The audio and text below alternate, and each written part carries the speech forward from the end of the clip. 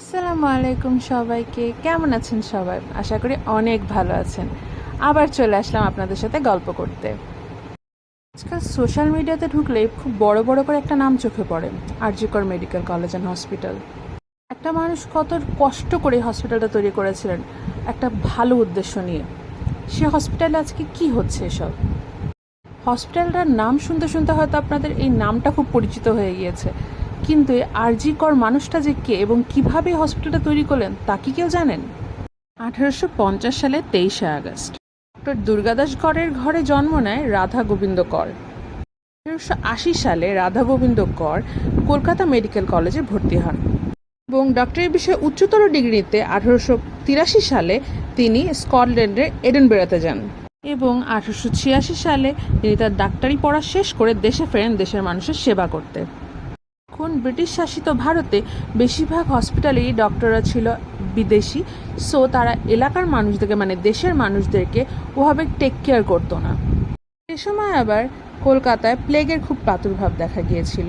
সে সময় ডাক্তারের অপ্রতুল্যতার কারণে ডক্টর আর.জে. করের মনে হয় যে বাংলাতে একটি হসপিটাল বা স্কুল গড়ে তোলা খুব দরকার, যেখানে লোকাল ছেলেমেয়েরা ডাক্তারি শিখবে এবং মানুষকে সেবা করবে। কিন্তু স্বপ্ন দেখা এবং বাস্তবায়ন করার মধ্যে তো অনেক পার্থক্য, যে ক্ষেত্রে প্রচুর টাকা পয়সা দরকার, যা তখন তরুণ ডাক্তার আর.জি. করের ছিল না। তাই ডক্টর রাধা গোবিন্দ কর একটি প্ল্যান করলেন। তিনি তখন কলকাতায় বিভিন্ন বিয়েবাড়ি গেটের সামনে আর্জি নিয়ে দাঁড়াতেন যে প্লিজ আপনারা আমাকে হেল্প করুন যাতে আমি একটি হসপিটাল বা মেডিকেল কলেজ তৈরি করতে পারি। সে সময় ডক্টর হিসেবে রাধা গোবিন্দ করের বেশ নাম ডাক ছিল, সেজন্যে যারা তাকে চিনত অনেকেই তাকে হেল্প করতো। আর কটাক্ষ করার মানুষেরও তো অভাব নাই, প্রচুর মানুষ তাকে কটাক্ষ করেছে এই বিষয়ে। তো ধীরে ধীরে বিভিন্নভাবে ফান্ড রেজ হলো, এবার হসপিটাল বানানোর পালা। আর এভাবেই ধীরে ধীরে 161 বৈঠকখানা বাজার রোডে ক্যালকাটা স্কুল অফ মেডিসিন প্রতিষ্ঠিত হয়, যেটা কলকাতার প্রথম বেসরকারি মেডিকেল স্কুল।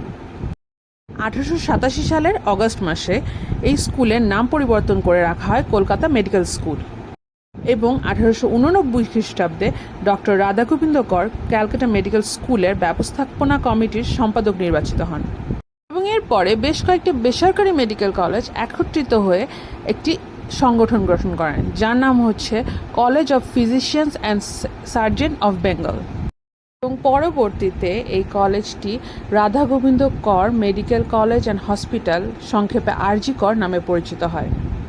19শে ডিসেম্বর 1918 সালে মারা যান ডক্টর রাধা গোবিন্দ কর। এই গত 23শে আগস্ট পালিত হলো তার 174তম জন্মবার্ষিকী। মহান এই মানুষটি সারাটা জীবন পার করেছে মানুষের সেবা করে। তিনি একটি হসপিটালও বানিয়েছিলেন মানুষের সেবা করার জন্য এবং তার উপার্জিত সকল অর্থ তিনি এই হসপিটালকে দান করে দিয়ে যান।